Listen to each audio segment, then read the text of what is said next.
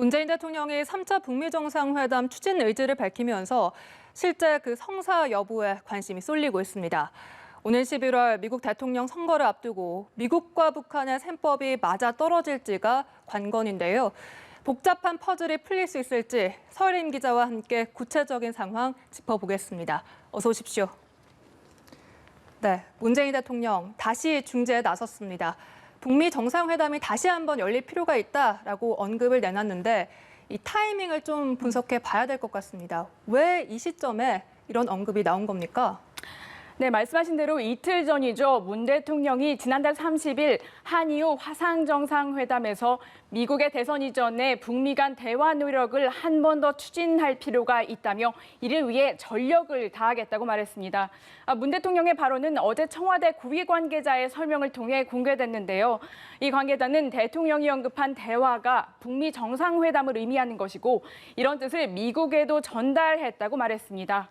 이어 강경화 외교부 장관도 오늘 기자회견에서 북한의 대화 복귀를 위한 외교적 노력을 전방위적으로 계속 전개해 나갈 것이라면서 실무부처로서 역할을 다하겠다고 강조했습니다. 실제 지난달 18일 이도훈 외교부 한반도 평화교섭본부장이 미국에 갔죠. 그때 관련한 논의를 한 것으로 전해졌습니다. 싱가포르 하노이에 이은 3차 북미 정상회담 가능성을 타진한 겁니다.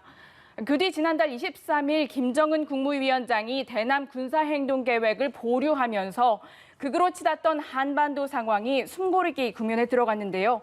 청와대 내에서는 이 타이밍을 그대로 흘려보내서는 안 된다는 그런 절박감이 강한 것으로 전해집니다. 네, 이 타이밍을 흘려보내서는 안 된다.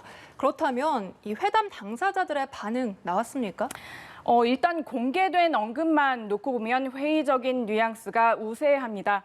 사흘 전 스티븐 비건 국무부 부장관이 한 싱크탱크 화상회의에서 관련 질문을 받고 지금과 미국 대선 사이에 북미 정상회담이 성사되진 않을 것 같다고 언급했죠. 네. 비핵화 실무 협상을 맡아온 당사자인 만큼 북미가 당장 서로를 만족시킬 카드를 주고받기는 쉽지 않을 것이라는 그런 현실적인 판단을 하는 것으로 보입니다. 다만 여지를 닫지는 않았습니다. 비건 부장관은 외교를 향한 문을 계속 열어둘 것이라며 북한이 협상에 관여한다면 아주 빨리 진전을 볼 수 있다고도 했습니다. 그리고 또 로버트 오브라이언 미국 백악관 국가안보 보좌관도 협상의 진전은 느려졌지만 대화의 문을 열려 있다면서 북한이 대화에 복귀할 필요가 있다고 강조했습니다. 다만 또 다른 당사자죠. 북한은 아직 문 대통령의 북미 정상회담 추진에 대해서 어떤 반응도 내놓지 않고 있습니다. 네, 미국은 여지를 둔 상황이고 북한의 반응은 아직 나오지 않았습니다. 그렇다면 회담이 열릴 가능성 어느 정도입니까? 상황은 가변적인 만큼 예단은 어렵습니다. 특히 오는 11월 대선을 앞둔 트럼프 대통령이 어떤 판단을 할지가 관건입니다. 지금 트럼프 대통령의 최대 과제이자 목표는 재선이죠. 따라서 그동안 트럼프 대통령이 취한 대북 전략 역시 상황 관리였습니다.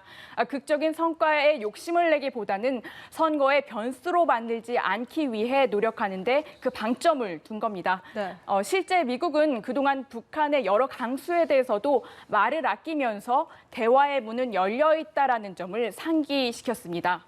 다만 트럼프 대통령이 궁지에 몰렸다는 점은 변수가 될 수 있습니다. 코로나19 방역 실패와 경기 하락 등으로 트럼프 대통령의 현 지지도가 떨어지고 있는데요. 폐색이 더 짙어지면 극적인 북미 정상회담을 반전 카드로 쓰려고 할 수도 있다는 겁니다. 다만 북한 이슈가 미국 유권자들에게 끼치는 영향이 제한적이라는 점 역시 트럼프 대통령의 계산식 안에 들어있을 수 있습니다. 그렇게 본다면 미국은 위험 부담이 큰 정상회담보다는 실무 라인을 통해서 북에 메시지를 보내면서 도발을 막는 데 주력할 그럴 가능성도 있습니다. 네, 만약 현실화가 된다면 언제 또 어디서가 유력한지도 나왔습니까? 이 역시 미국 정치 일정을 통해 역산할 수밖에 없는데요. 만약 성사된다면 다음 달 초나 중순이 될 가능성이 제기됩니다. 미 대선 캠페인이 본격적으로 시작되는 시기가 8월 말이기 때문인데요. 미국 공화당과 민주당의 후보 추대를 위한 전당대회도 이때 열릴 예정입니다. 그러니까 그 전에 회담이 이루어질 가능성이 있다는 겁니다. 반면 일각에서는 트럼프 대통령이 정말 코너에 몰렸을 때, 그러니까 11월 대선 직전인 10월쯤 김정은 위원장을 만나려고 할 수 있다는 그런 이야기도 나옵니다. 싱가포르와 하노이에 이은 정상회담 장소에 대해서도 추측해 볼 수 있을 텐데요. 촉박한 일정이나 의미를 고려할 때 판문점이 될 가능성이 거론됩니다. 네. 다만 트럼프 대통령은 워싱턴을, 김정은 위원장은 평양을 선호할 가능성도 있습니다. 네, 이런 북미 대화와 관련해서 또 비건 국무부 부장관의 방안도 추진되고 있다고 하는데 이건 어떻게 진행되고 있습니까? 네, 사실 외교가와 여권에서는 다음 주 비건 부장관의 방안을 기정사실화하는 분위기입니다. 다음 주인 7일부터 9일 일정이 유력한데요. 다만 외교부는 이를 공식 확인하지는 않고 있습니다. 그 상대국과 조율해서 정한 타이밍에 일정을 공개하는 것이 외교적 의례이기 때문입니다. 비건 부장관이 방한하면 북한의 트럼프 대통령의 메시지를 전달할 계획이라는 그런 외신 보도도 나옵니다. 그리고 또 한 여권 관계자도 네. 북한이 응할지는 두고 봐야 하겠지만 판문점 접촉 가능성은 배제할 수 없을 것이라고 말하기도 했습니다. 일단 정부의 목표는 분명해 보입니다. 어떤 방식으로든 대화를 재개해야 된다는 건데요.